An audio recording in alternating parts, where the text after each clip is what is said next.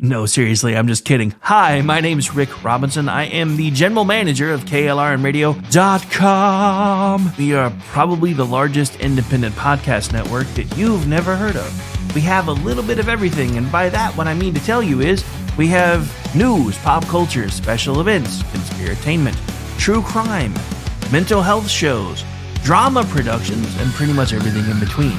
So if you're looking for a new podcast home to grab a little bit of everything that you love all in one place, come check us out. You can find us on X under @KLRNradio. You can find us on our Rumble and our YouTube channels under the same names. You can also find us at KLRNradio.com and pretty much every podcast catcher known to man. So again, feel free to come check us out anytime you like at Not to be a backseat driver, but can you say for sure you got the best monthly payment possible on your auto loan? Could it be that you might have gotten a better deal by shopping the loan at a few places and have a lower car payment?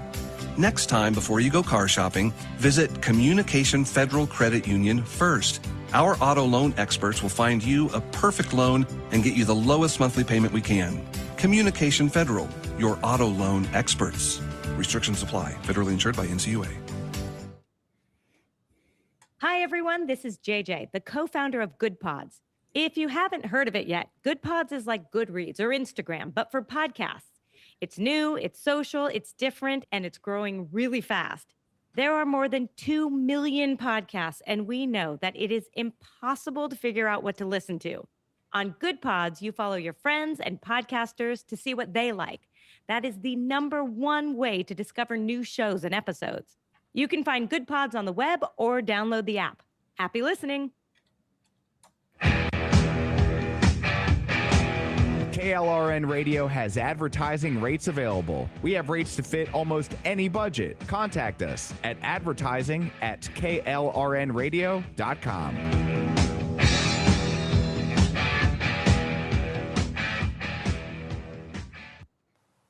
The following program contains coarse language and adult themes. Listener discretion is advised.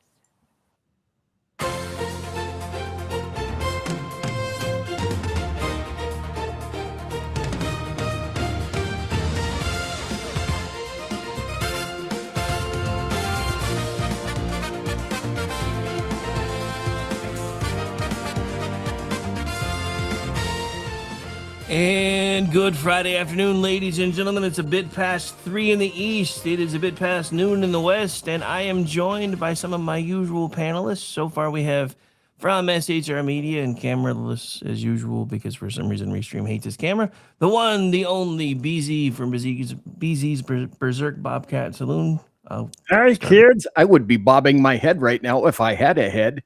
I mean, you have a head just because we can't see it. I mean, you know. So anyway. I was bobbing my head though, so I guess it doesn't matter.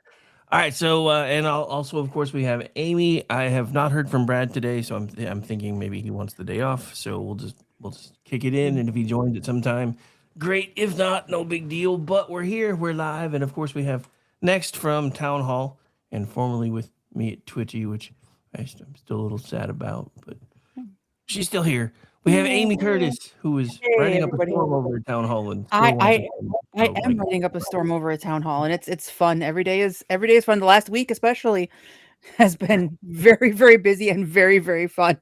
It's not like there's nothing going on in the world right now that we can write about. So, but you know, and I've really tried not to be very gloaty about all this. But one of the things that I absolutely love is watching over the last week everything the intelligence community has ever told us being proven wrong. Yeah. The levels of Schadenfreude are high, very high. Paul Krugman in 45, within 45 seconds of coming in, Paul Krugman said, Trump is going to crush everything. The markets will tank. The world will implode. No. But wasn't he also the guy that said the internet wouldn't catch on? Or am I confusing him with somebody else? No, that was my dad. Because there was somebody, and I thought it was Craig when he said, hey, the internet, online shopping, never going to catch on. Okay. Yeah, sure. I literally just had groceries delivered to my house, but Awesome. Dude, Whatever you say, I expert. I absolutely love that, and it's funny because I used to make fun of people for that and call them 1%, and Mhm. now I have stuff delivered all the time, and I'm like, "Haha, technology." It's just when you've got so much else going on and it's just easier. It's easier. Also, I actually spend less because this is my list. This is what I'm getting. There's no impulse buys. There's no in-store specials. It's just this is what I need. I'm gonna get it and be done. Hmm. So it's a win-win all around, as far as I'm concerned. Yeah, it So definitely saves me a lot of time. I usually have to find excuses to make up steps that I used to get in the grocery store now that I have stuff delivered, though, but there is that, but I'm also a in and out kind of grocery shopper, so I don't do steps. Because there are people in stores, so I'm not a not a some days I'm not a people person, just, like, leave me alone, leave my groceries on the porch, we're all good. I So, wish there were entirely things to talk about entirely today. too peoply. we're too peoply. Oh, yeah, I know, like, we're at a complete loss of things to The talk hell about. are we It's not going to like say? I mean, how we bombed the shit out of Iran this week or anything like I that, mean, yeah, how are but we supposed to, have a serious news show when there's no news to When there's talk no news. there's no new What the none. hell? None whatsoever. Right. It's raining. Well, it was raining here. We're like I said, backstage, gonna get like the first really big storms of the season tonight, which if I didn't live in a mobile home, I'd be really excited about because I love a good thunderstorm. Oh, no. Not a mobile home versus tornado. Right. Well, we always the weather gets bad, we always bug out and go to mom's The house. I keep an eye on things because I take it seriously. But the yeah, classic yeah. the classic quintessential clash. Who wins? Right. Yeah. The tornado every time. This is basically a glorified soda can when it comes to a tornado. So, but like I said, we go to my mom's house, and then she's got a basement, she's got a bathtub. I'm not worried about it. We'll be fine. But like I do like me a good storm, and I will be honest with you, seeing a tornado is on my bucket list. I just don't want to see it destroying my house if I can avoid it. So, I used to live in Ohio a long time ago in a Mhm. galaxy far, far away, and I had a bedroom right next to the railroad tracks in this set of condos that we were living in. My family is a military family, and we were in Mhm. Ohio. And as I stood in my window looking across the railroad tracks, of course, it's Mhm. summer, it's really green. About, no, I'd say more like 100 feet away, a bolt of lightning struck a tree. It cracked the glass of my window. It was the Ooh. loudest thing I'd ever heard. And damn, we had a great, great rainstorm. Oh my God. Mhm. Mhm. Yeah. Yeah, many years ago, a lightning bolt hit the radio tower at the police station, which was like 2 blocks from my house, and I can only just describe that sound as cataclysmic. It woke up the whole house. It was, like you said, the loudest thing I have Oh, yeah. ever heard in my life. It was It gets your it attention. was the hand of God. And from an EOD guy who loves to watch shit blow up, I mean, that was even kind of, well, I was a kid back then. Well, no, I Right, was in my right. late teens, but kind of kiddish. Mhm. Where shall we start? My God. Well, actually, Well, I I have think some breaking news. Oh, okay. CNN literally just cut to commercial like 10 minutes ago, because of this. Bad news? What happened with President Obama, I'll just say this very quickly, and I was in the State Department in the 2000s when we implored the Bush administration not to restrict the engagement with Iran simply to the nuclear file. What happened with President Obama is that, for better or worse, and I'm not going to litigate that here, he decided that given the four big problems that have always been on American objectives with Iran, that is enrichment, ballistic missiles, proxies, and democracy inside Iran, that he would put all the last three aside and focus only on the nuclear deal. Now, I'm not going to say that was good or bad. I don't think it was a great idea, but what we have seen, and this is also maybe controversial, and I think a lot of my liberal friends are going to hate me for this. Don't point to me. But okay, I know. Point to me. I didn't point to you. Okay. Is that unfortunately, you can draw a straight line from the 2015 nuclear deal to October 7th. Iran. I'd love to hear that from some administration officials. That leveling with the American people, what you're saying, these thoughtful comments. Well, I think that what the Trump administration we do have to go to a break here. Okay. There's more on the other side. So hold your thought, because I have some follow-up questions for you about what the end game is here and now. Oh shit, Jimmy said the quiet part out loud. Go to commercial. Right. But if you watch any show where she's on, she does that all the time. When the liberal is making a point, she doesn't interrupt. She doesn't cut him off. The second, especially Scott Jennings, starts to make sense, she's right there, cutting him off, interrupting, doing whatever it takes to not let them get that message out. And this is a great example. And he's absolutely right. You can absolutely draw a line to so many things from the Obama administration to the disaster we have today, and October 7th is one of them. Well, it's not just Obama. It's Obama 2.0 geriatric boogaloo. I mean, between Obama and Biden, they handed around like $7.5 billion. Yep. And that money went to Hamas. It went to Hezbollah. It went to other terror proxies in the world. It went to building up their ballistic missile stockpile, which they were going to use as a shield for their nuclear program. I know we took out the nuclear sites in June because I happened to be traveling internationally when we did that. And we were a little bit concerned about our safety, especially being as close to the Middle East as we were. But now my train of thought just completely derailed. Holy crap. This is where I was going with that. I have a show called Off the Rails. But when Iran went back into, that's me. But when we went into negotiations with Iran this time, they came to the table, according to this administration, saying, we have almost 500 kilograms of 60% enriched uranium that we are going to use, and we are going to turn it into nuclear warheads. And that was their opening salvo in the negotiations. Like, we're doing this. And where did they get that uranium from? That's a question I'd like answered, because my gut instinct first said somebody, Russia, China, was giving them that uranium, because they weren't digging through Fordo to pick it up.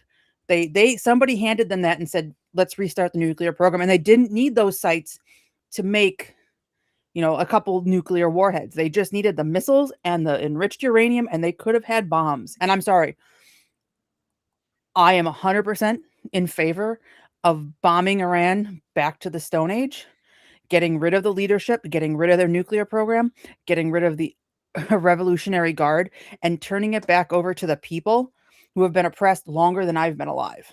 Well, the funny thing is, I cheated. I watched Rick's show this morning, and the thing that I think is imperative to add to that clip is the dude that was speaking is an Iranian who was there in the government building, listening to the Iranians, their supreme leader, make statements under the government. Somebody talked to him and said, by the way, everything said in here is official, because this is an official building. And then this guy comes to CNN, and the first thing they want to do is distrust him or not believe him, just because he's an Iranian who was there in the damn building in the government. And if anybody doesn't have the chops to make the statements that he does, who does? Right. But that's what when somebody doesn't fit their narrative, even because they talk all the time about, we need to respect people's lived experiences. But the second that actual lived experience doesn't support the narrative, they ignore them. I saw that all the time when I worked at a college. All the lefties, the Cubans, the Russians, anybody who came from a communist country and said communism and socialism are bad, the lefties dismissed them. Oh, they don't know what they're talking about. We don't need to listen to them. They're just propagandists. And back then it was the Bush era. So they just like George W. Bush. And that's why they're saying this stuff. It's the absolute, I don't even want to call it hypocrisy, because it's not that. Just the opportunism that they engage in to push their narratives is breathtaking. And the way they deny atrocities. I mean, how many, for almost 3 years, Israel is doing a genocide in Gaza. Genocide. They kill people. Genocide. Iran slaughtered tens of thousands of people, and I don't hear one of them one of them saying it's a No, they genocide. did it in 2 damn days in January Mhm. only. Mhm. And Right. estimates range from what, 30,000 to 30 to 40,000. 50,000. I Yep. heard some Iranian dude say, well, it's actually closer to 50,000 crickets Mhm. in the field. Right, right. Not a Nothing. word, and not a word. And where is your conscience? Like, how do you look at yourself in the mirror and go, I'm the good person because I am fine with 50,000 Iranian people dying as long as Donald Trump doesn't get a win? Well, and I talked about this a little bit on my daily show too. What astounds me is watching folks like Bill Kristol, or as I not so affectionately call him, Captain Stooping.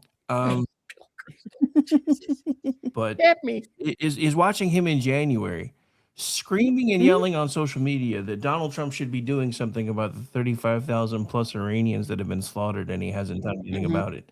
And then fast forward Mhm. to March when we're doing something about it. I can't believe Donald Trump is doing this illegal war in Iran. Dude, it's been less than 60 days. Pick a lane. Mhm. I want all Seriously. these things taken Mhm. care of, except I don't want you to use violence. Why can't you sit at an even table with everyone and pass out, steaming cups of chai? And we can come to an agreement with that, can't we? Mhm. Right, I, right. The I, the I negotiations have do. worked so well in the past. Let's just everybody sing Kumbaya and it'll all be good. Literally, can anybody name one contract or compact that was signed between Iran and, I don't know, anybody else that held? I Nope. cannot. I can't either. I can't think of one. And I actually tried. No. No. I mean, and everybody said, "Oh, well, Trump ripped up the nuclear deal, and this wouldn't have happened if Trump hadn't ripped." The nuclear deal facilitated where we are now. All it did was give Iran cover to hide the nuclear program from inspectors until like the end game with that was, oh no, Iran's got a nuke. We got to give them whatever they want now because otherwise they're gonna, blow up Israel. They would have blown up Israel anyway, or they're gonna start, dropping bombs on Europe too. That was the end game of Obama's nuclear deal. Trump was absolutely right to rip it up and absolutely right to launch these attacks on them. Well, the funny thing is, it all revolves around the same thing in World War II and Europe and leftists, which Mhm. is US, you can go ahead and take it on the chin. You can go ahead and solve the world's problems. When you do, we'll make sure that we can condemn you for it. And then we'll want money for Mhm.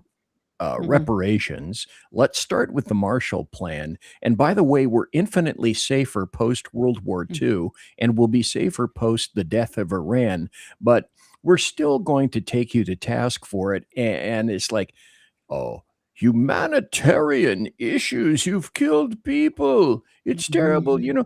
It's like you sunk a sub. Oh, you didn't go pick up the survivors. How evil of you. Yeah, because I'm sure you could shove all those Mhm. survivors in a Los Angeles class at tax sub, comma, no. Right. Right. No, you there's no room, there's no obligation for a sub in a war to give away its location like that and to rescue the survivors. Well, they were just doing exercises in by Sri Lanka. Okay, but what part of Iranian warship isn't clear to you? I mean, or do we just get to run away when there's a war and say, I'm in international waters, you can't touch me? Well, worse yet, I heard it was an Iranian fishing boat. Right, right. All those Iranian fishing boats, right? Just like the fishing boats in the Caribbean that we keep bombing that just happen to be carrying boatloads of cocaine on them too. Sure, fishing boats. Fishing boats. Yes, absolutely, just fishing boats. Mhm. What I find interesting, and I don't think enough people are giving them credit for it, is not only while we're doing this complete shellacking in Iran, are we doing this complete shellacking in Iran, but we're also still taking it to the terrorists in the Americas. Mhm. Yeah, we decided Simultaneously. yep, we were gonna go and bomb the shit out of Ecuador too. All right, cool. I'm all right with that. Like, the drug cartels have been terrorizing that country for a while now too.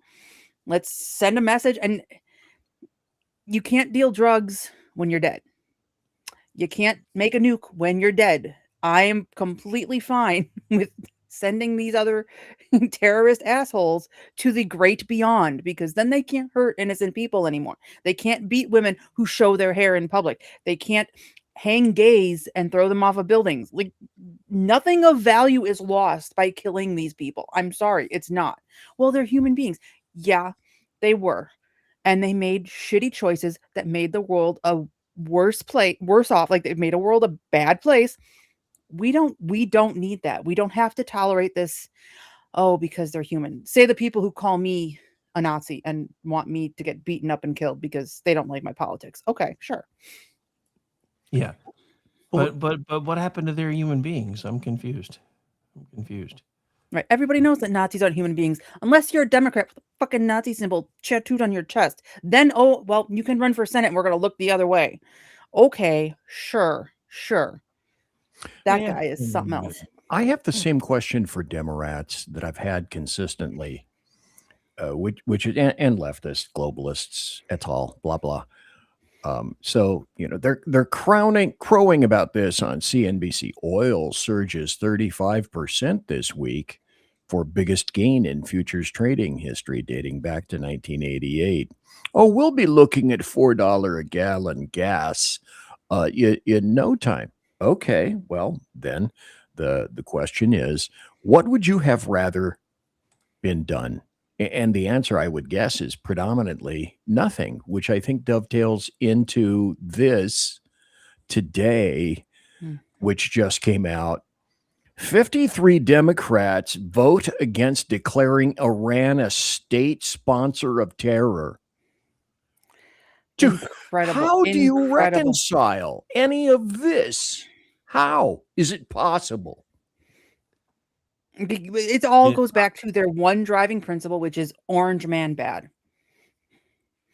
That's all it goes back to. The usual suspects came out, AOC, Omar, Tlaib, Ayanna Pressley, her bald-headedness, and 53 Democrats opposing the non-binding House measure. They can't, if you can't even say the word, if you can't even quantify who's positive, who's negative, who hates America, who doesn't, how do you build any kind of consensus going further from that when you can't even get a certain number of people to agree? Well, yeah, Iran is a sponsor of terror. Right.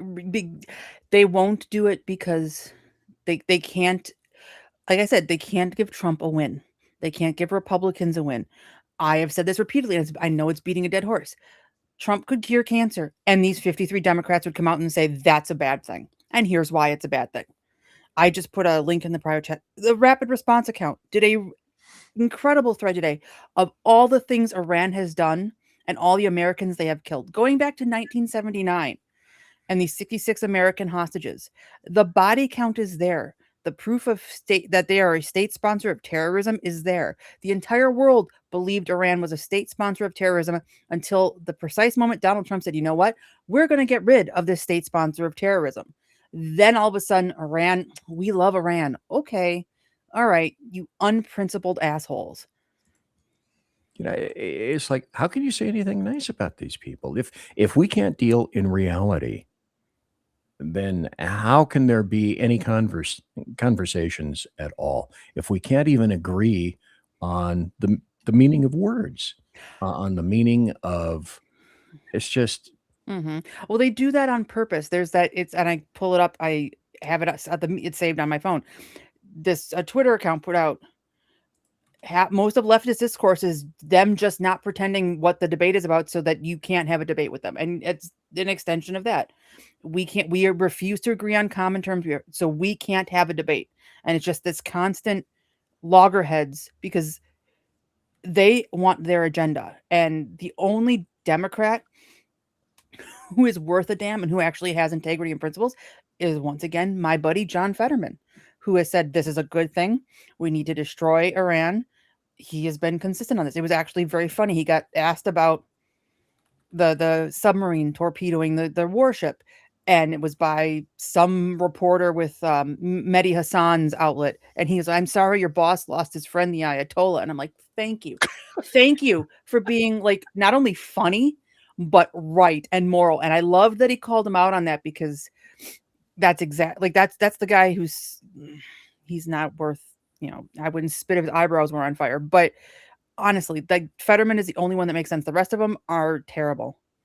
I just looked at the link that you put up in the private chat, and I can't do it right now because I can't multitask because I'm a moron. But on my X, I'll be putting this out. Amy just included a link, which includes a thread, which is incredible, which says, for nearly half a century, the Iranian regime has been slaughtering Americans. And then right after that, it's like, boom. Illustration, example. Oh, Lord, this is great. Yeah, like I said, the Rapid Response Account did a fantastic job going back to 1979 of all the carnage Iran has caused and all the American lives that have been lost because of Iran. And then the Democrats go, nah, how dare you? How dare you stop this? How dare you stop this slaughter? We weren't at war with them. Yeah, well, guess what? They were at war with us, and they have been for 47 years. And they told us that forever.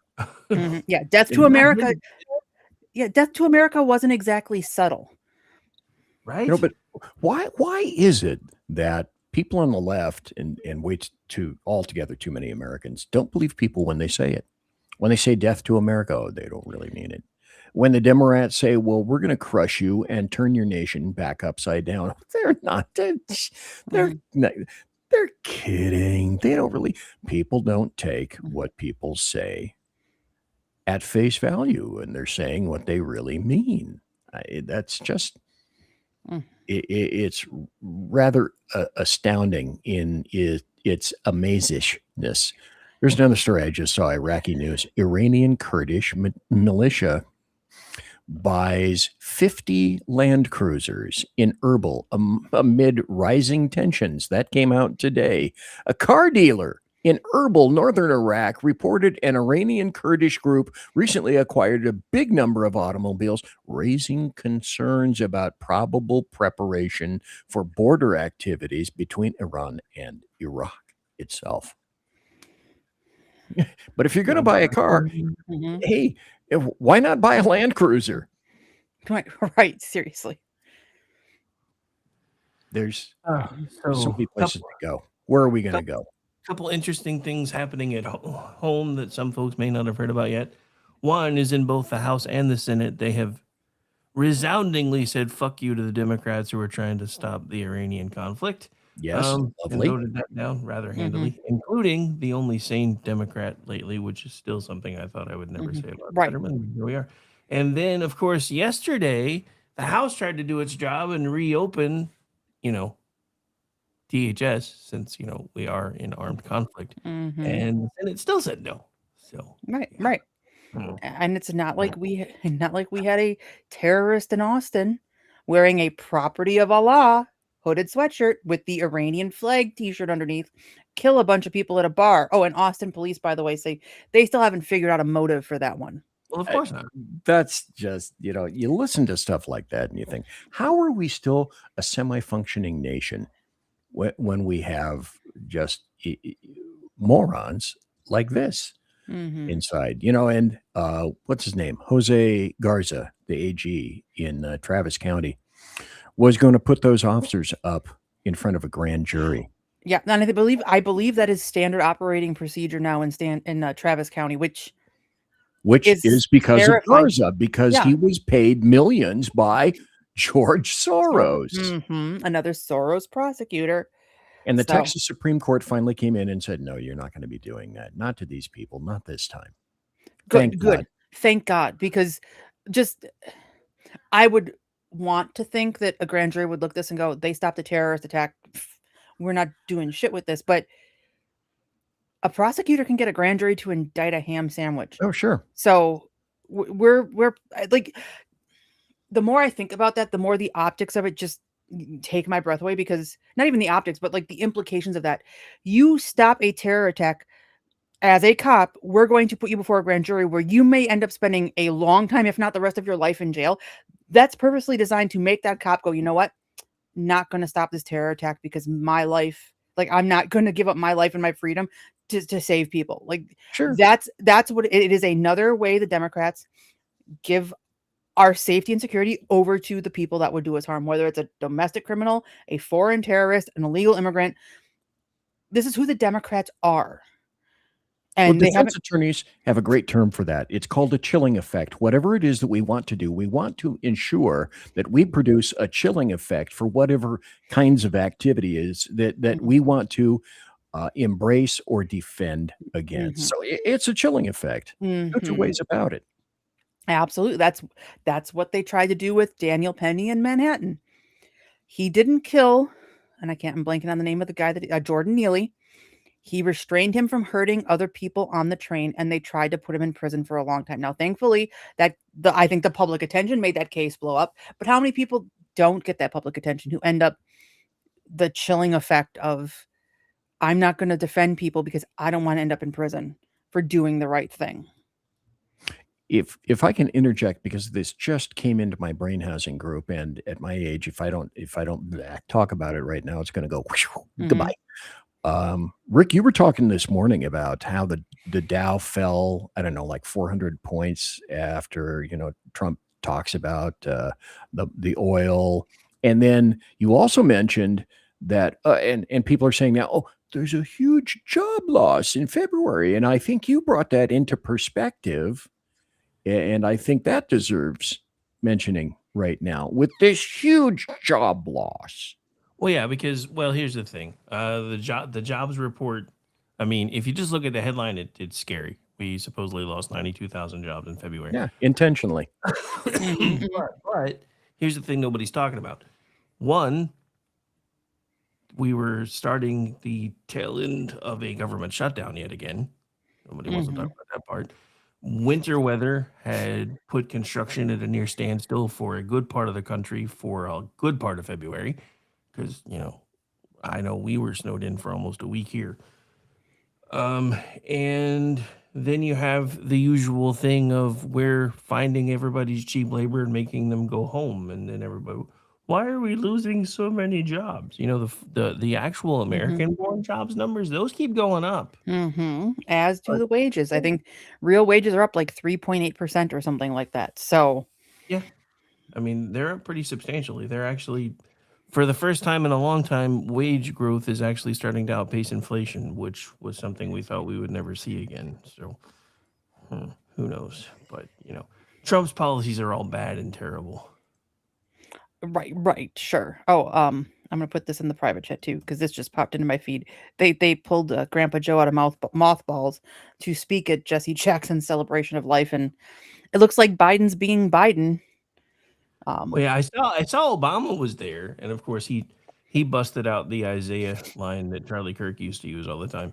I didn't see Grandpa Joe, but I've got it now, so we'll watch it together and point and laugh. Why not? It'll be fun. Sure. You guys want to hear a happy story? Like Amy said earlier, absolutely a drip. I mean, festooned with schadenfreude. Ripped from today's New York Post screaming headlines, however, pointed directly at San Francisco. This is the headline that I just absolutely love. San Francisco Mayor Daniel Lurie's security detail attacked in the Tenderloin. Cop left bleeding after scuffle. But hey, we love our peeps there. Right. Yeah, I wrote about that. I saw the video. As this, I don't know if it was a homeless person. I'm going to assume it was a homeless person, is scuffling with Lurie's security guard. Lurie walks away. And I'm not talking like, oh my God, I'm afraid for my life, I'm getting out of here kind of thing, which I almost could have understood. He just kind of casually strolls off. Like, it's no big deal. Like, you're on your own, buddy. Have fun, bye. When your staff as the mayor isn't safe, your city has a problem. Who do you think else is safe? You have your own security. So the dude that was arrested, his past includes fighting and stabbing a dude in Polk Gulch neighborhood. Well, if you don't know San Francisco, because I live there, Polk Street is like gay central in the city. Mm-hmm. And so it's just, Right. again, this is nutty world. This is Mm-hmm. crazy world. This is an Yep. alternate universe. Right. It's not the earth I recognize at all, but still, No. when stuff like this happens, it's like, you know, Mm-hmm. I'll tell you this story real quick, because, you know, the statute of limitations have expired. I was sitting with a district attorney when I was in patrol in the 80s. Mm-hmm. And he said he wasn't going to file on a particular case I had. And I said, it's because it's not personal to you. I said, if we had more attorneys, if we had more judges, officials, bureaucrats, people who make decisions, city mayors, city council members, county board of supervisors, people cut, shot, stabbed, raped, murdered, had mayhem committed on them, ears cut off, their family members made hostage, etc., then maybe we'd be able to get through this stuff. You know, Mm-hmm. one days on the beach letter later in my file, and 3 days off. I meant it then, and I mean it today. All of this is personal, and the intent for the elites to separate themselves, like Lurie, or at least attempting to, is why you still see the bulk of this crap going on, because they're not suffering the consequences of their actions. Exactly. And you're going to love this follow-up to that story, because this was posted afterwards. Guess who is now flooding the Tenderloin district where the attack on Lurie's staff took place? The San Francisco PD. Oh, no. So all it took for them to clean up these streets was the mayor's ox getting gored. And look, I completely have sympathy for the security guard, the cop who was hurt. He was just doing his job. And if the prosecutors and the mayor and the Democrats in charge did their job, I'm going to guess that the guy who attacked him probably has a criminal record, probably has mental health issues. If he would have been behind bars, this wouldn't have happened. Oh, definitely. But we can't do that. We can't protect people. Now they get protected. Right. The people who commit these crimes is such a small minority of people who are repeat offenders. If we put them behind bars, we could live in relative peace, because most people don't get arrested at all. And the people who get arrested once or twice, it's for minor, low-level things, you know. And okay, fine. Like, people are going to make mistakes. They're going to do stupid stuff. I'm fine with that. I wrote a story for Town Hall yesterday, as a matter of fact. New York City, a career criminal set a homeless man on fire. Take a guess how many times this career criminal named Damon Johnson has been arrested in the past. I guarantee you, unless you saw my story, you'll never in a million years guess how many times this guy has been arrested. I'm going to say 70. Higher. 100. Higher. 200. No, lower. I've seen 131 to 141. So somewhere in the 131 to 141 ranges, this guy has been arrested. And we're not talking like he stole a pack of gum from the store. Violent crimes. And he's been charged with assault in the past. He's been charged with robbery in the past. Why was this guy not in prison, other than the fact that I'm just going to say it, got the right skin color, and the prosecutors in New York don't give a shit about prosecuting them? It's absolutely insane. And now he set a homeless man on fire. The homeless man wasn't killed, but I'll tell you right now, his life has been forever altered because he was set on fire. And when do we as a culture go, you know what? And as a society say, this is enough. And we're going to start putting these people in prison, or we're going to start doing things like putting them in prison now is, in my opinion, becoming the moderate option, because people are going to get fed up with this and they're going to act, because we shouldn't have to live like this. Amy Curtis, what the hell is wrong with you? Don't you realize that these people are the personification of Jean Valjean? You know, all he was trying to do is steal a loaf of bread so he could feed his family. Even in the 70s, we had what we called the 80-20 rule. True then, true now. Probably more biased is that 80% of the crime is committed by 20% of the recidivists. It's probably, the quotient is probably bigger now because we weren't quite that stupid back in the 70s. Right. No, we put people behind bars, and I'm sorry, that's where they belong. And we'll watch the Joe Biden thing, but then we'll get back to it because I had another story out of Virginia with an illegal immigrant who stabbed a 41-year-old mother to death in Fairfax County. Not only is Spanberger's administration running interference for this guy, he's again got a lengthy criminal record with Fairfax County. The prosecutor's office kept letting him go. And now a woman is dead. And we'll get into that more details. But let's see what Grandpa Joe had to say first so we can clear the stage. I tried to segue back to this a second ago when BZ said he felt like he was disconnected from reality. I was like, let me give you something you're familiar with. Here's some Grandpa Joe. Because there's bad times like now. We're in a tough spot, folks. We got an administration that doesn't share any of the values that we have. I don't think I'm going to get to it in a little bit. So, okay, no. 77 million people voted for Donald Trump. That means 77 million people in this country, at a minimum, have those values, Grandpa Joe. So this notion that your values trump, no pun intended, everybody else's is ridiculous. You spent more time on the beach when you were president than you are right now. Go back to whatever beach you were sitting on and just enjoy the rest of your days, because you got cancer of the everything. Time has to be limited. So it's like, leave us alone. Don't come out there to say, oh, they don't share our values. 77 million Americans do. And this, I'm so sick of the left. Well, the right is, they don't share our values, and they're like, okay, this is a 50-50 kind of ballparking it country. At least half of the country shares values that you don't agree with. So stop this notion of they don't share our values. Yeah, maybe the people in that room probably don't share values with a lot of them, especially not Joe Biden, but they are a fraction of the entire American population. And I hate to break it to you, Joe, there are people who disagree with you and are and their views and their values are just as valid as yours. Actually, more so than yours, because you have some pretty shitty, evil views and values, Mr. Devout Catholic, pro-abortion, pro-gay marriage, liar in chief, but whatever. So one other point I wanted to bring up, because I'm not sure if either of you have seen it. Have you guys seen the propaganda piece that got put out by Iran at the beginning of the war, talking about how they supposedly sank one of our battleships, and it was a Soyuz rocket sinking the Yamato? I did not see that, but that is what? Yeah, I gotta see that. I have not seen this. No. I've seen a lot of propaganda from Iran, but that's not one of it. Yeah, I'll have to see if I can find it again. But yeah, it was amazing because you could see it in the video. It was a Soyuz rocket, the Russian space platform, that's supposedly coming right at what they said was a U.S. battleship. But if you zoomed in, it was literally the Yamato from Japan.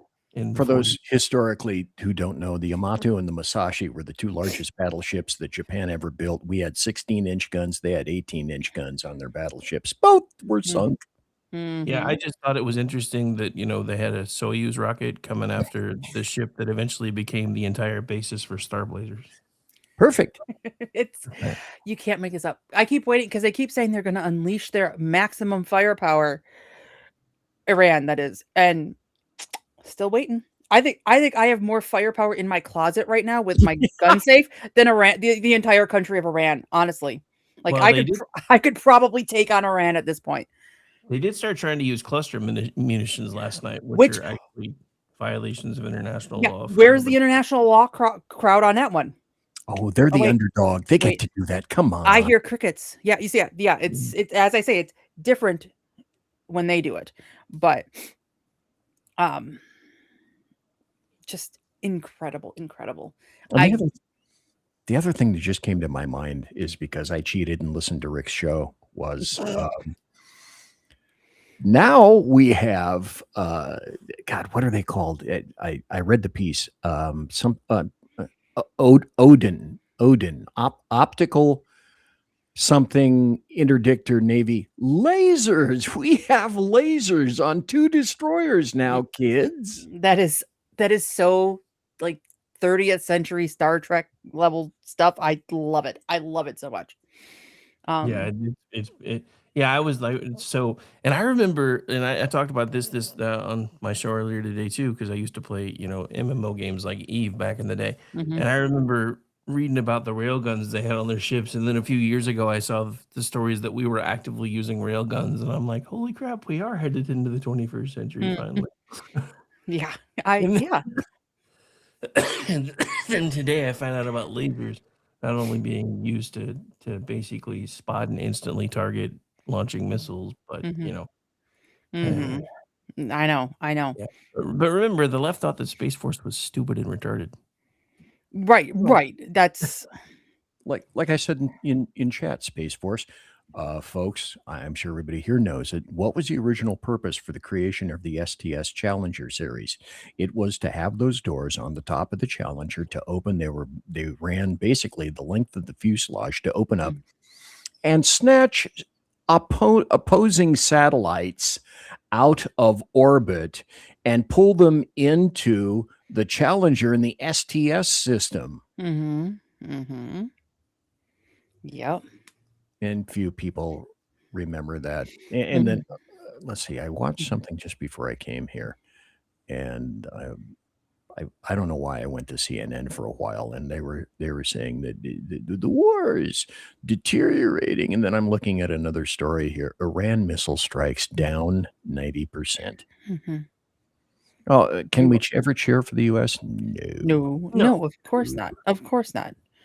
They are actively cheering for the US to lose. Hakeem Jeffrey said it's going to fail. He wants it to fail. Yeah. It's projection. It's absolutely projection, but it's also, I'm not surprised, but it still is breathtaking that you guys really hate Trump in our country that much that you want us to lose. Okay. Okay, that's a mask off moment. You would think. I mean, yeah, I think most people have kind of figured out where they stand, but it really is just incredible. Do we want to talk about Nome, or is that battered to death? Oh, we can talk about it. I mean, no, we kind of all saw this was coming, and I think the only hurdle is going to be, will the Senate have the spine to go push ahead and make sure that they confirm Mullen? Because the Democrats are already saying, well, he's unqualified. He doesn't have a bachelor's degree. We're not going to confirm him as head of DHS. Okay, well, the Republicans need to play hardball on this. Yeah, the question is, of course, will they? There were, I think, 3 factors that I think Trump considered, and good or bad, I think it was how Trump perceived Nome's handling of the Good and the Preddy shootings were handled, and I think he was upset at the immediate quantification of one of them. Maybe it was Preddy as a terrorist. And then the other one that I think really, kind of sunk a lot of things is it was, you guys remember the ad, and I thought, this is just kind of weird, of Nome on horseback standing in front of, what was it, Mount Rushmore or something like that, interstate, and talking about, well, I'm keeping things safe right now. And I bet Trump took a little umbrage of that. Plus apparently the $200 million she used for her campaign spending, and she said, and that's been trotted around a lot of the media, is, no, I didn't do that. I didn't say that. And Trump says, well, I didn't approve it, so you had to do that. Right. Yeah. And then Corey Lewandowski as her chief of staff, with whom she had an affair. They were both married. She is still married because I think the guy thinks that because of various religious aspects, he doesn't have the wherewithal to make sure that he divorces her. But, and then it's like, God, who was the other? Fannie Willis, and either Fannie Willis or the other chick that was up in New York having an affair. And then she took her her squeeze, her bow, and shoved him into a position of importance. And Noam apparently did the same thing with Corey Lewandowski, like her chief of staff. It's like, God, is there one honorable person left in DC? Really? No. I mean, there probably really isn't, to be honest. But No, I think that city just taints everything. Absolutely taints everything. oh, sure. Now you'll say taint. Oh, I'm just kidding. That's a throwback to before we were on air when I was trying to keep it classy and should have just gone for it. No, there really isn't at all. But yeah, it's like I don't have any objections to Mullen. I think he's great. Back in December, he took what's his face, the commie from the East Coast, Sanders, to task because the House and the Senate were going to pass this bill about kids with cancer, and that asshole threw a wrench into it because of his politics, and Mullen just laid into him, and it was beautiful. It was beautiful. And I wrote a piece about him not having the bachelor's degree. He took over his dad's plumbing business. He dropped out of college to help out the family. And honestly, we need more people like that. There's 63% of Americans don't have a college degree. And for the Democrats who always talk about, we need representation. So that's why we need a queer character in every show. And we need to make Anne Boleyn black and Helen of Troy black because we need representation. How about we have representation of the non-degree holding Americans in Congress? Because I can tell you that my plumber doesn't think that there are 57 genders and that women can have penises because he has a real job. He lives in the real world. Those sort of thoughts, the woke DEI bullshit, is what comes when you are so privileged and coddled. You have time to come up with this insane bullshit of microaggressions and intersectionality. And like the people who live and work in the real world, they don't have time for that. I think we need more of that in Congress and fewer people with degrees in Congress, to be quite honest with you. I think Mullen is going to squeak by. I'm curious what you guys think. I think ultimately, because it's going to be slim. I think he makes it, but like Jackrabbit slim. That's how slim. Yeah, I think he'll get through. I think enough senators will rally behind him just because, he's a fellow senator.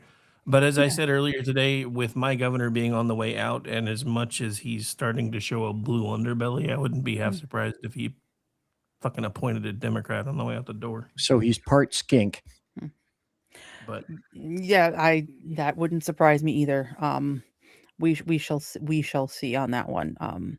Speaking Rick, of question, I'm sorry. Go ahead, Amy. No, it's fine because I was gonna circle back to the Spanberger thing. But if you want to finish up with this before I go off on Abigail, please do, because my guns are loaded and I'm ready to blast her with both barrels. Quick programming note: are we wrapping at the top of the hour? We may actually go a little bit over. Because Amy doesn't have to rush off, and I've got a couple other points I still wanted to make. So go ahead. Yeah, no, because my youngest, who is the pickup kid, is off today. They had parent-teacher conferences last night, and today the teachers are off as a much-needed day. So I don't know if you can hear him, but he's playing video games. I can hear him laughing out there. He's not as loud as my cat, which is kind of sad. I want to see your cat again. We'll see. He's because my son is here. He's not clingy. He's probably sitting on my son's shoulders right now, which is fine because I had to go to the doctor last week, and they're like, "Are you safe at home?" And then the nurse is like, "What's up with this?" And you can't see him on the camera, but I had like all the claw marks on my thing. I'm like, "Oh yeah, you caught me. I'm in an abusive relationship with my cat." But no. So yeah, I wanted to talk about Abigail Spanberger because this story out of Virginia, like, I don't think I've seen a governor crash and burn this quickly. She's been in office 2 months. So there is a criminal named Abdul Jalloh, who is an illegal alien who has been arrested in Fairfax County dozens of times. And Steve Descano, the Fairfax County prosecutor, has let him go. Descano's office said it's because most of Jalloh's victims were homeless, unhoused, didn't have an address. So they were never able to press charges against them, which is bullshit. Jesus. Bullshit. And they let this guy walk. Well, last week he stabbed Stephanie Minter, a 41-year-old mother, when she got off the bus in Fairfax County. Killed her. Not only is Spanberger's administration saying, "Hey, you need to get it to ICE. You need to get a signed judicial warrant before we release this guy to you." It turns out that Descano's office was warned about this guy in November. A Fairfax County police officer emailed Descano's office and basically said, it's a matter of when, not if, this dangerous guy we've arrested dozens of times kills somebody. And that timeline was 3 months. 3 months. And nothing has been done. And I'm not even sure if he's still in custody because they don't want ICE to get this guy. The Spanberger's administration has made that very clear. They are siding with this man who killed a mother. She's my age. I'm 43. That could be me. Like that could be, my kids could be orphans because the Democrats love illegal aliens more than they like protecting women like me. And this should destroy her career. It should. I mean, what was his name? He was a spokesperson for Jill Biden, and even he's a Virginia resident. He said he voted for Spanberger. He said this whole thing is so bad for her. She needs to come out and hand him over and kind of do a complete 180 on this issue. And she's not going to. Let's be real. She's not. But that's the state of things in Virginia right now. And it took her 2 months to completely drive that state into the ground. Speaking of Virginia and that, if you're watching and you know somebody in Virginia, you live in Virginia, early voting started for this absolutely disenfranchising redistricting scheme that the Democrats are trying to pull there, where they will disenfranchise 45% of the state's Republican voters. Make sure you tell them to go and vote no. They need to vote no on this referendum. They need to kill this thing dead in its tracks, because the circuit court has said, yeah, it's illegal, but we're going to allow the redistricting vote to happen anyway. The state Supreme Court basically said the same thing. They are going to try to disenfranchise everybody who votes Republican in the state of Virginia, and it needs to stop. And shame on the Virginia GOP, who is not, from what I've been told from people who actually live there, doing anything to get this message out to voters. Meanwhile, the Democrats are putting up billboards that are, and I'm going to be generous with this, misleading, if not downright probably illegal, basically saying Donald Trump is telling people to vote yes on this referendum. It's a lie. It's a billboard with Trump's picture that says, take over the vote, vote yes on April 21st. And I am appalled, not surprised, but appalled. But this is who the Democrats are.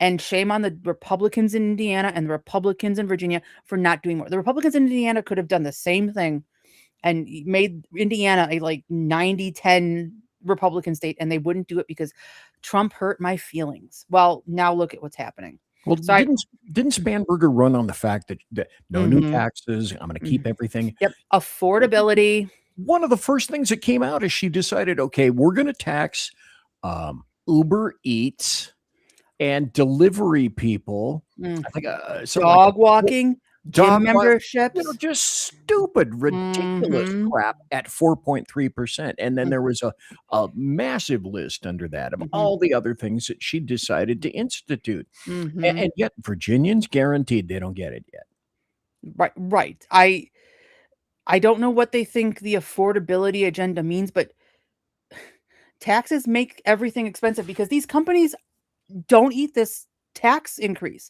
They're not going to say, well, yeah, we'll pay 3% more. They pass that along to you. That means your gym memberships are more expensive. Your groceries are more expensive. Your Uber Eats is more expensive.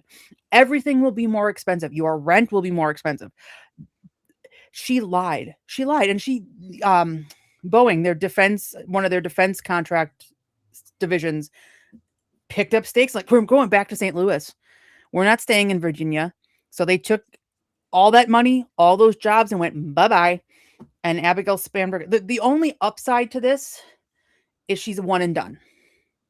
Now she could run, like she has to, because of the way the governorship works in Virginia, she could run again in the future, but she can't have consecutive terms. And I really believe with her doing the rebuttal for the State of the Union, Democrats were eyeing her as the moderate option for 2028. Because because she's not going to do it, but that was that same week, like everything in Newsom's world fell apart. That's the week that he decided to come out and say, hey, black voters, I'm just as stupid as you are. I can't read. And like play that dyslexia card really hard. And that was it was a bad week for him. He's not going to be the nominee. Kamala Harris isn't going to be the nominee. what's his name in Kentucky? Bashir is not going to be the nominee. Like they have nobody, and they threw Crockett under the bus in Texas. Somebody called the guy to Tallarico. If the coexist bumper sticker was a person, like he's going to lose. He's going to make Beto look successful with his faux Christian white skin is the virus nonsense. Like the Democrats are they're non-binary. She was really, yeah, right. God is non-binary. The Bible says abortion is okay. No, it doesn't. Like I think they really were hoping that Spanberger was going to give them like that escape valve that, oh, she's a moderate, and she's not. She's not. She is a liar. She is a spender. She is just absolutely awful. And you're being kind. You're being very I am being very kind. I'm trying to not get us kicked off of YouTube. Because there are a lot more things I want to say about that bitch, but I will refrain because like I said, I don't want to get us kicked off of YouTube, but that's who she is. And now she's got the blood on her hands. Oh, and my favorite part was her lieutenant governor, whose name I honestly can't even pronounce. Nick Minot, who has done some amazing journalism in Virginia. He covered Richard Cox, the trans air quotes sex offender who was creeping on women and girls in public pools in Fairfax and Arlington counties. He's done fantastic work. He found the lieutenant governor and wanted to ask her about Jalot, and she not only did her handler put hands on Minot and stop him from talking to her, she walked away with a smirk on her face. A woman is dead. A woman is dead, and you can't even say it's a like pretend to be a freaking human being and say, yeah, it's sad that she died. Like I will rake you over the coals for that weak ass response, but at least you say something instead of walking away and smirking, because that speaks volumes. You think it's funny that a woman is dead and that she was killed by an illegal, like that's where the Democratic Party wants to go in the midterms. Completely fine with that. You run with that, because let me know how that works out. You said the word Minot, and the first thing that came to mind was Minot's chewing on the power cables of the Millennium Falcon. That exactly. Nice. Always a Star Wars reference. So seriously though, part of what is kind of astounding to me is in between during the State of the Union, the left missing the opportunity to at least stand up when Donald Trump says, if you think American citizens should go first, and then point and laugh later. Then everything that's happening with Mamdani, everything that's happening with Spanberger, it's almost like it feels like this is the first time I've actually watched the Democratic Party make repeated missteps, and it's almost they don't even recognize that they're doing it, because they're driving people away from them in the midterms. Mm-hmm. Right. What are they not talking about right now? The economy. Well, yeah, they're too busy jobs. I don't hear them hammering that message. It's Jayapal with the Trans Bill of Rights, Spanberger defending the illegal aliens, keeping DHS shut down. Okay, if this is what you guys are going to run with in November, like there are a lot of people who are very, very pessimistic on the Republican Party chances in November. I'm not one of them anymore, because from where I sit, the Democrats are falling apart. And this is the same feeling I had before the 2024 election, where I was like, Trump is going to win. Like even before, like it was solidified in July when they tried to kill him. Like yeah, seriously, no, we took a vacation because the RNC was in Milwaukee. So I literally took my kids to Hawaii, the farthest part in the United States where I could take them away, just because I thought it was going to be chaos here. And as we were landing in Honolulu, that's when Trump got shot. And I looked at my son, who loves politics so much, and I said, he just won the election. And I never wavered from that. That's the same gut feeling I have now with the midterms. Is it going to be a red wave? No. No. Oh God. No. It's going to be nail biter. And I mean, there are we're losing Mullen in the Senate. Probably going to lose Tom Tiffany in the House, because he's running for governor here in Wisconsin. And I'm sorry, nationally, we need him, because the Wisconsin Democrats are insane, and we don't have time to talk about it, but maybe I'll get to it next week. Like they're coming for a bunch of things right now, but the big thing that's going to personally impact me is they're coming for school choice.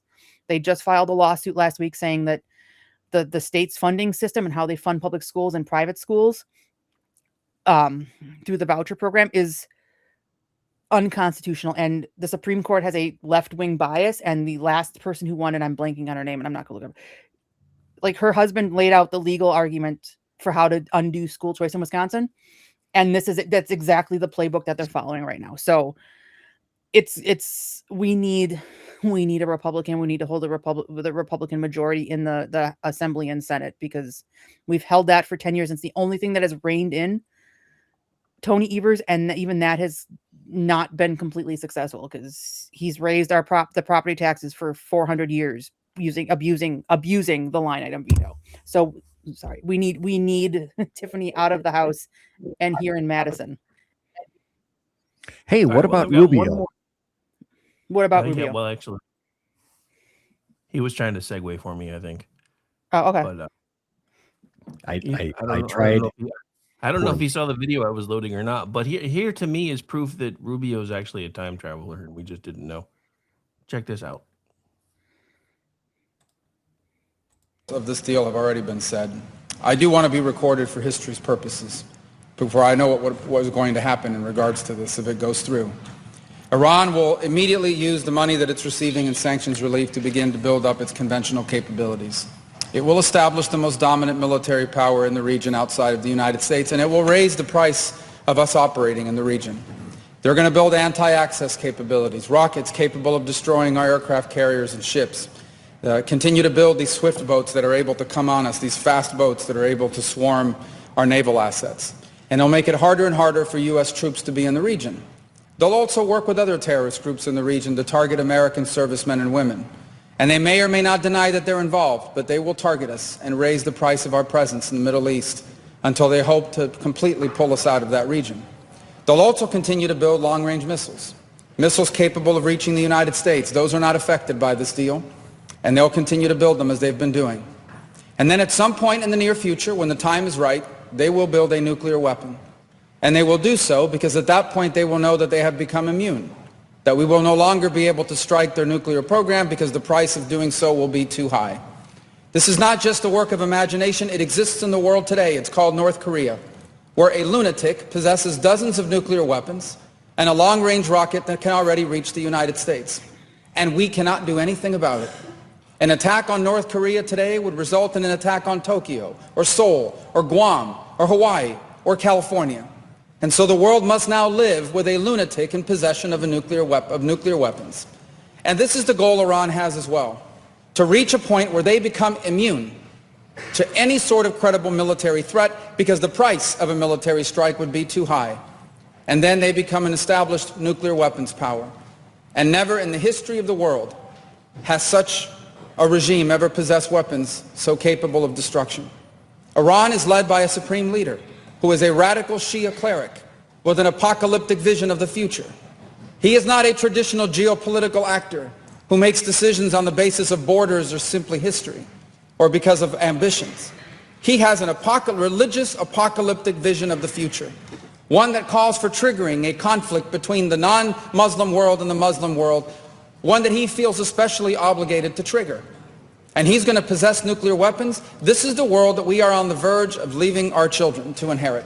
And perhaps we ourselves will have to share in it. And so I want to be recorded for history's purposes, if nothing else, to say that those of us who opposed this deal understood where it would lead. And we are making a terrible mistake.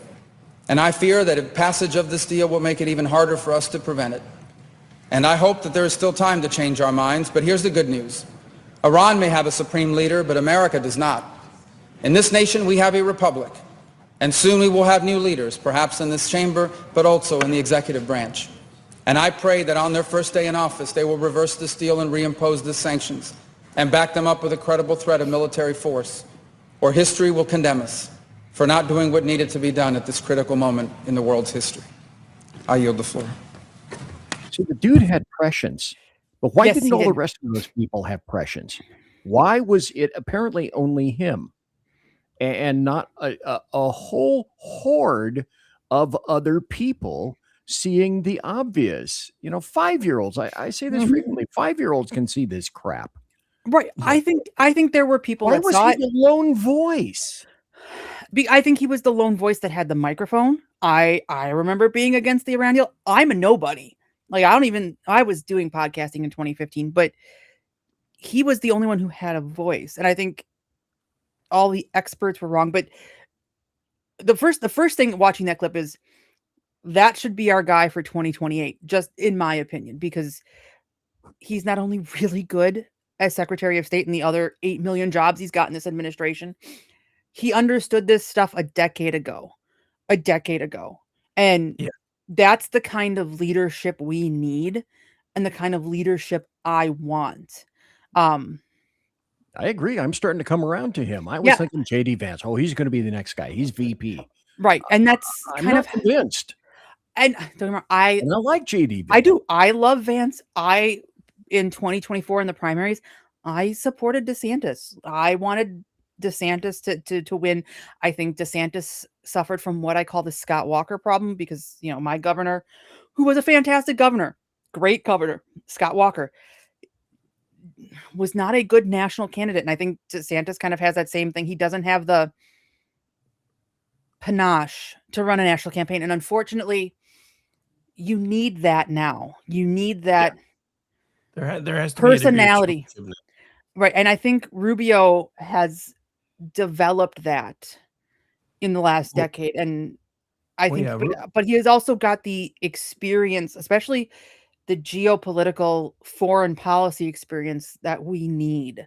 Well, especially now. I mean, we joke about his 8 million jobs. Speaking of which, any of you that are good with those couch memes, because I can't make my AI do them, somebody needs to make him dressed as Nostradamus like now.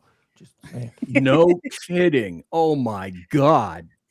Because anytime I try to get my AI to do it, it's like, I can't do that with a real person. Which AI do you use, if I may ask? I've tried. Well, usually I use GPT because I've gotten it pretty well whipped into shape, and Grok's images are kind of cheesy. I haven't tried with Grok because the last time I tried to get Grok to do anything, it just started spitting out generic crap at me. But yeah, Chat GPT all the time is like, I'm sorry, I am no longer allowed to put real persons in imaginary situations. Blah blah blah. Fucking commies. I will work on that because I typically use ChatGPT, and if he's not going to do it, then I'll just get frustrated and yell at him. So, I will work on that because those are some of the funniest memes I have ever seen, and they never get old. Yeah, I mean, there's never a shortage of them. Like somebody put him in a diving bell suit yesterday or the other day and said Rubio finding out he's the new fleet admiral for Iran. It's just there's just no end to them. But I mean, so. I don't want to go too much longer because I have another show in a little bit and I have a bunch of things I need to do in the meantime. But I did want to make sure that we got through everything. I think we've covered most of it fairly well. The only thing I really want to circle back to is I don't know if you guys have seen this or not, but there has been a shakeup in one of the primaries. And the interesting thing about this shakeup is the guy who left, did the whole, well, my wife and I have prayed about it and done this and done that. And it turns out that he was leaving because he was hoping that a ethics probe would go away if they found out he wasn't running for office again. And so the ethics probe is continuing. Even though he's leaving. So oops. But yes, this has put a YouTuber into the general election, which has most of the liberal crowd just completely flipping out right now. Yeah, I Brandon Herrera, I've been seeing this one account that keeps attacking him that he's a Nazi, and I'm like, okay, calling somebody a Nazi has absolutely no meaning anymore because you guys have done it for the past decade with Trump, and then turned a blind eye to the guy who got an actual Nazi tattoo on his chest. But I know a couple YouTubers, Gary at Nerdrotic, who's been like really big into Brandon Herrera, and why not? I mean, if a reality TV star can make this good of a president, why not let a YouTuber try to be in seriously? I mean, a YouTuber just made a movie that put the rest of Hollywood to shame. Right. I mean, I don't think we talked about it last time, but I saw Markiplier's Iron Lung. I'd seen him play the game that it's based off of. It's sci-fi. You're in a sub on a planet with the ocean's blood, and he took $3 million of his own dollars, and I think as of right now it's like $50 million. So you figure he put 4.5 million into it with marketing, because you kind of take the budget and have it, and that's the marketing. The guy's made 10 times his money back in a movie that's literally him in a tube for 2 hours. And yeah, it was entertaining. Probably could have cut about 20 minutes of it, but the guy can read a line. He can act. For a YouTuber, he can act. So why not in Congress? Like I'm to the point now where it's get rid of all of them and pick the first, several hundred people from the phone book. Well, how much worse could it be?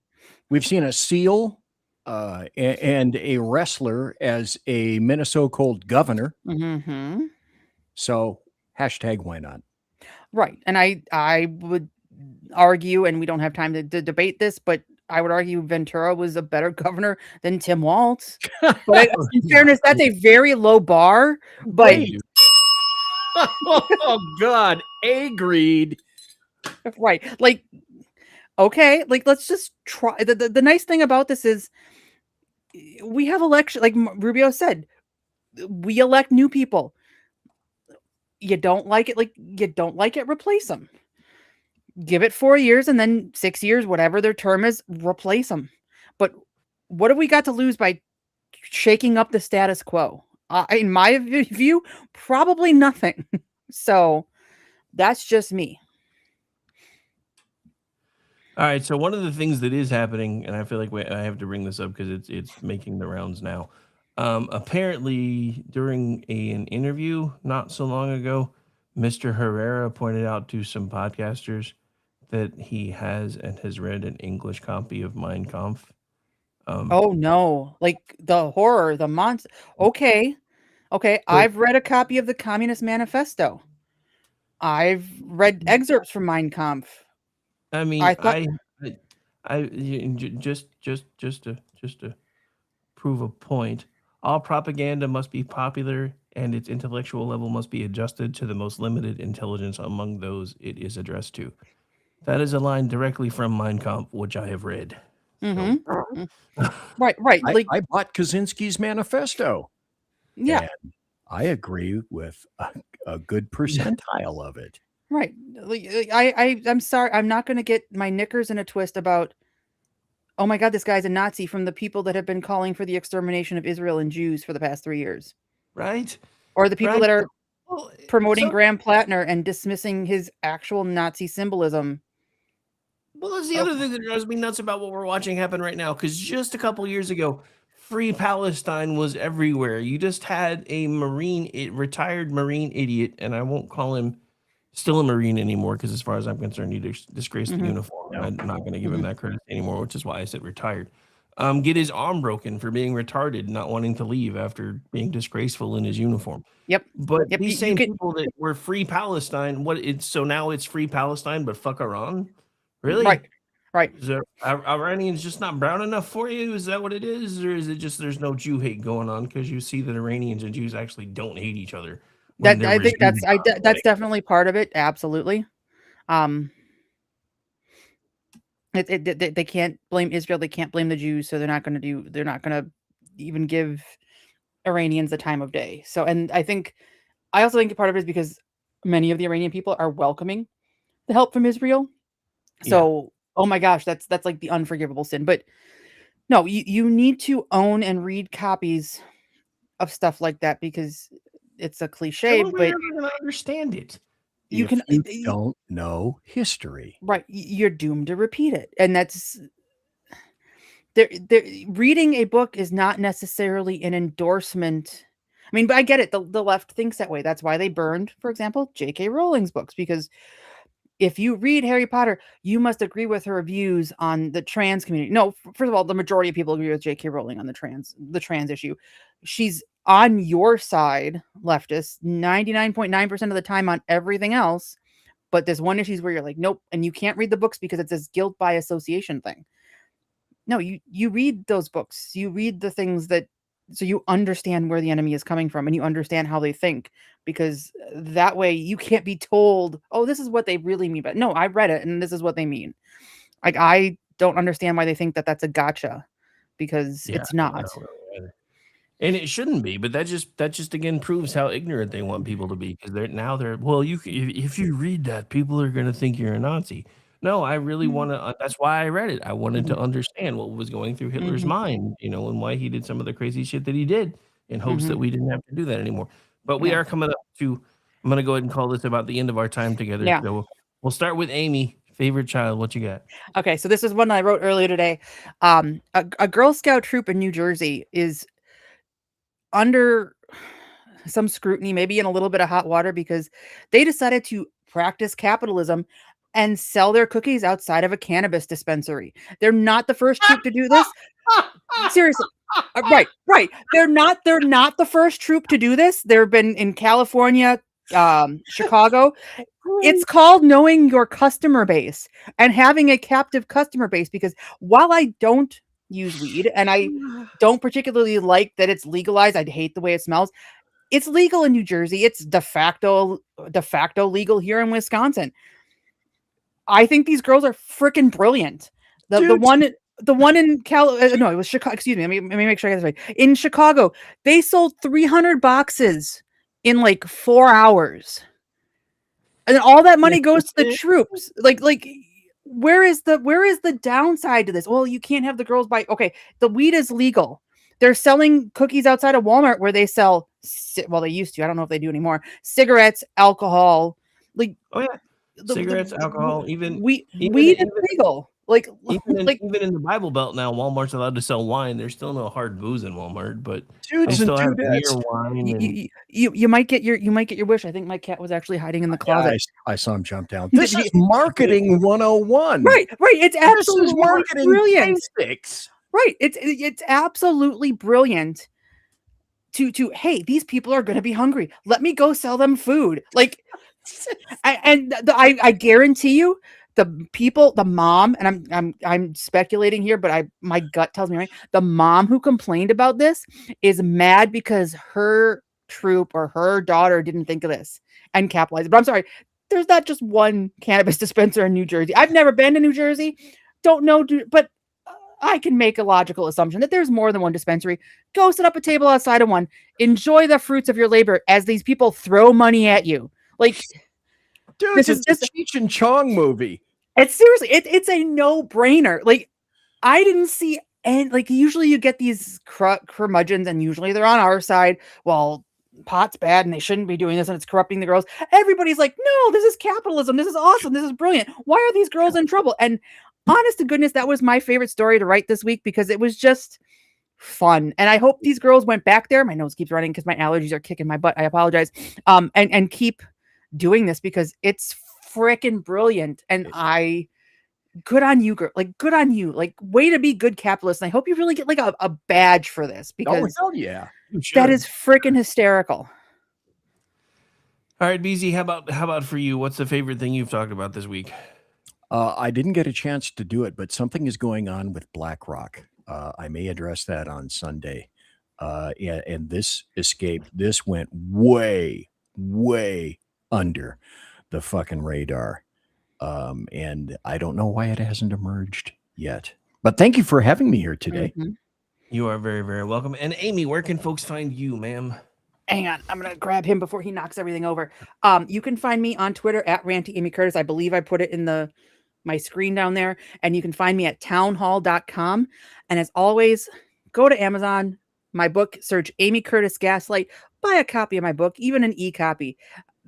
I got a kid who's going to Rome next spring for Easter. I really need the royalties. So please do that and keep reading my stuff. And I will see you guys again next week. This is so much fun. We need to do it more often.